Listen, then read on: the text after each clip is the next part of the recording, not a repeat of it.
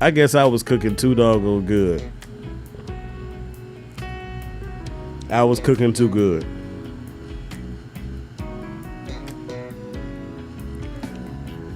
I was cooking too good. I don't know what happened.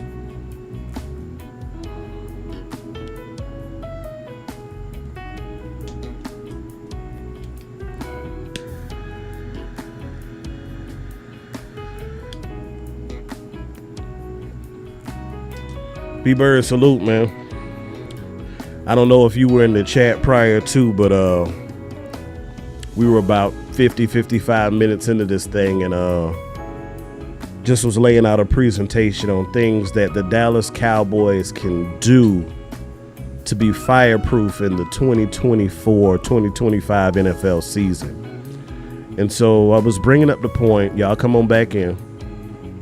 Little technical issue, but hey, guess what? Just like we ask of our team, your boy Amp is relentless. It's gonna take a whole lot more than a stream crash for me to not get this content out. Like I said, I spent good time preparing. So again,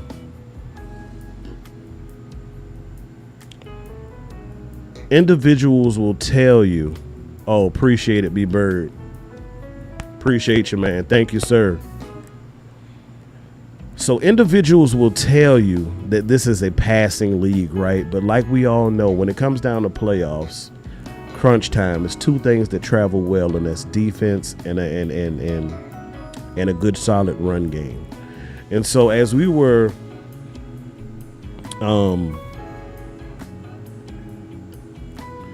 taking everything that happened in Green Bay, and I looked around, not just at our team, but I looked around the league, and out of the 13 games from Wild Card Weekend to the Super Bowl, 13 games, y'all. In situations where one team outrushed the other, 10 out of 13 times, that is the team that won the contest.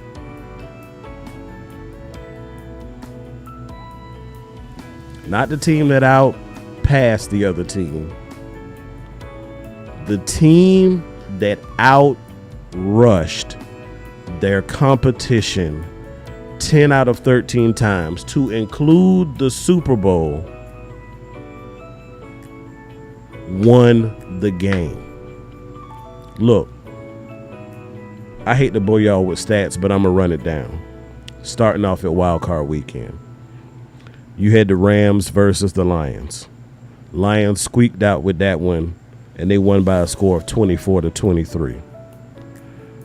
The Rams rushed 17 times for 68 yards, and Detroit rushed 25 times for 79 yards. Now, it's not a magic number, or you hit this threshold in rushing yards that it guarantees a win.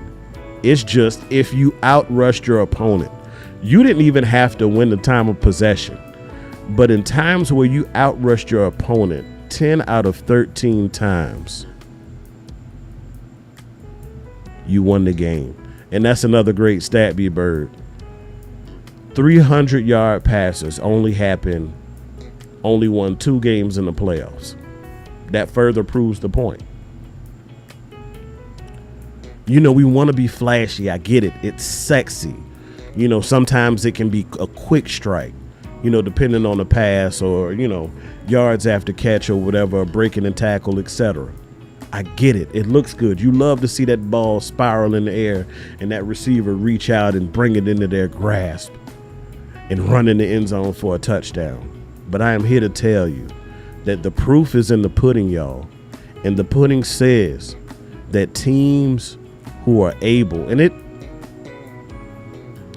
we're not talking 150, 200. We're not even talking about that. I just told you Detroit had 79 yards on the ground, but that was more than the Rams at that time, and they won the game. I know we got old Lee Side Harold in here, but That's what Houston was able to do against Cleveland. As stout as we like to say that Cleveland's defense was on last year, guess what? Houston ran the ball 22 times for 76 yards. Cleveland was only able to run it 20 times for 56 yards. They won the game. Now, I told y'all we had 123 yards on the ground to go with 387 in the air, and you would say, oh, man, that was a pretty productive offensive day. But Green Bay ran the ball 33 times for 143 yards. They won the game. You look at Kansas City and Miami. Now, people love to harp on and ride the jockstrap of Patrick Mahomes, and I am not taking anything away from Mr. Holmes or that organization and what they do.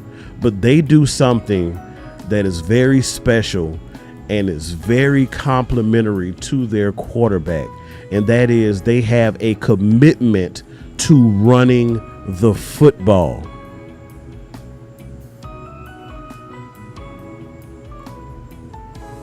You look at the stat sheet against Miami, Patrick Mahomes only threw for 262. But guess what? They ran the ball 34 times for 147 yards. Miami only rushed it 18 times for 76 yards. That final score was 26-7. Mahomes ain't even had to work hard, and he actually didn't have that great of a day through the air. Truth be told, 23 of 41. That's not nothing to write home about. And that's a great point, Keystone. Kansas City has a commitment to running the ball and stopping the run as well. Something that has plagued us over the last couple of years. Look, going down the list again. I'm sitting here looking. Buffalo versus Pittsburgh. Same wild card week. We ain't even got our wild card weekend yet. Buffalo beat Pittsburgh 31-17. Now, you'll say, dog, Pittsburgh ran the ball 23 times for 106 yards. Pretty good, right? Yeah, Buffalo said, yeah, I see you 106. And they rushed it for 34 times for 179 yards. They won the game. Philadelphia, we know they did a little goofy to try and lock in Tampa Bay because they favored that matchup. They felt like they didn't need to win a division. A lot of Eagles fans will say, yeah, we let y'all get the division because we were thinking about the matchup. And they got they behinds mollywop too. Philadelphia rushed the ball 15 times for 42 yards. And you know what Tampa Bay did? They said, we are not going to put it in the hands of Baker Mayfield. We're going to put it on the ground. And they put it on the ground 29 times for 119 yards. Blowout win 32-9. Now, that's the wild card weekend. Now, in wild card weekend, those 6 games, in every instant that one team outrushed another, they won the game. For all you passing folks, for all you pass happy folks. And somebody need to send this to Mike McCarthy, too, because I know he like to throw it around. Because guess what? When you look at things across the board, he actually threw the ball. The folks ain't going to want to hear this. He actually threw the ball. He had the offense throwing the ball way more than Kellen Moore did.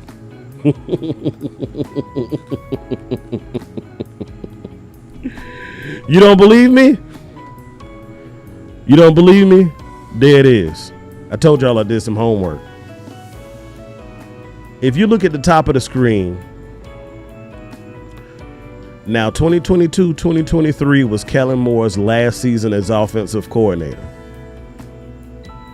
We rushed the ball 531 times that season, and we got 2,200, almost 2,300 yards on the ground.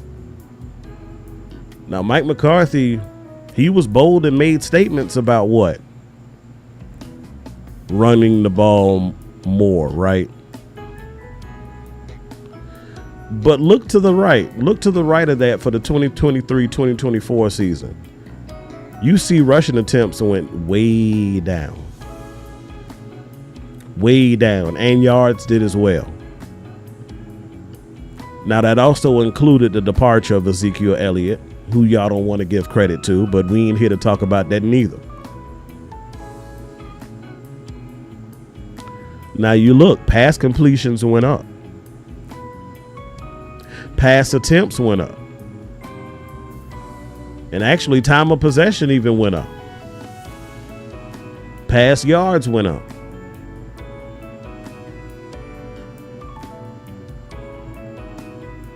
And what did it do for us, y'all? You tell me. What did it do for us? We said we wanted Big Mike in here because he was going to have somewhat of a commitment to the run. He was getting on to Kellen Moore and throwing sneak disses and slick comments in his press conference, basically saying if it was me, well, if it were I, yeah, I know we had a lot of goofy stuff with the option routes, et cetera, whatever. And I know Kellen Moore was reluctant to run at times. But he did no better. Our offense had a different look, but I will not necessarily say a better look. And ladies and gentlemen, just look at it. Over the course of his tenure here, in every season except for the 22 and 23 season, rushing attempts have gone down. He started off with almost 500 his rookie year. Then it dropped down to 480. Then it went all the way down to 439. And it tipped back up a little bit in 2019. And then it dropped back down again.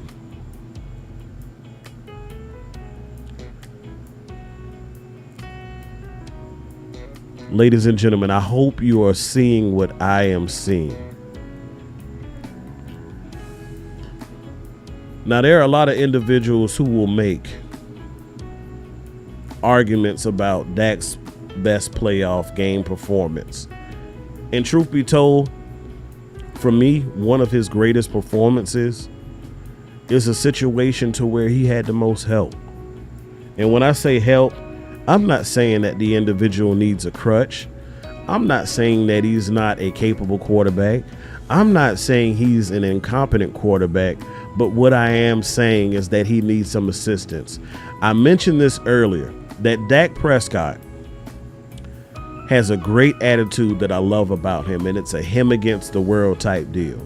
You see him on the sideline pregame, he has that look in his eyes, and he always bets on himself. And I think sometimes that is to a fault. And sometimes the coaches, to a fault, allow him to attempt to take on that feat himself instead of having a commitment to the run game to allow him to ease into the game, right? We don't need him slinging it all over the yard. And the reason I brought up playoffs, y'all, is because I think we're all kind of in the same boat when it comes to our feelings for the upcoming season. You ain't gonna find us sipping the Kool-Aid too early, because we've been scorched and torched too many times. We start believing the hype, we get our feelings and emotions all into it, and we feel like it's inevitable. We're about to get 6 only to have our feelings crushed. JC, what's good to see you, man? Appreciate you for joining this evening, man. We get all in our feelings and emotions and we rah. DC4L, can't nobody touch us. And then January comes. So I think a lot of Cowboy fans are going to reserve themselves this year, if you will, because we've been burnt. I ain't really turning it on until the playoffs, all that regular season bull jive, man, and just go ahead and send it to the side. And I get it. To a point, I feel that way too. And that's just being real. But when that moment happens, when we get back to the dance, right?